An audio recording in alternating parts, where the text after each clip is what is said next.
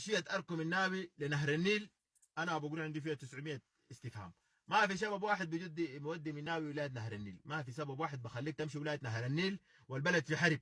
ماشي يسوي شنو؟ دار تشيلك ذهب، دار تغنم، دار تبقى جاسوس، دار تستخبر تعرف طبيعه الارض، عندك فاهم في راسك. احنا ما بنعترف بمناوي ولا بنعترف بطاير حجر ولا يصعلوك. الحرب دي الان بدت، هو من هناك جاي ماشي دار يشوف ابو حمد. ما عندك حاجه يجيبك ابو حمد، عندك اقليم دارفور ما قدرت تحرره، دار تجي تزرع لي فتنه هنا، دار تجي تستخبر تعرفين الوضع ده في شنو؟ شوف يا مناوي، انا ابو قلوب بواجهك، انت زول وسخان وضميرك وسخان وزول غدار وزول خاين، ده انا بعرفها.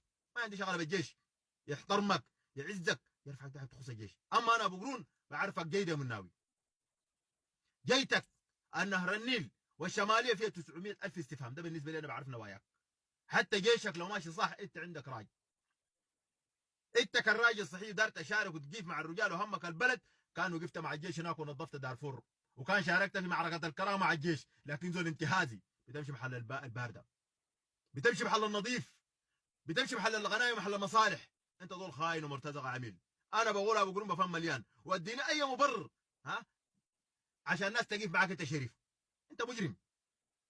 انا اتمنى من لجان المقاومه الشعبيه في نهر النيل جميعا وفي شمالها ان لا يتركوا بالناوي ان يقعد في هذا الارض ولا 10 دقائق من بعد هذه الساعه.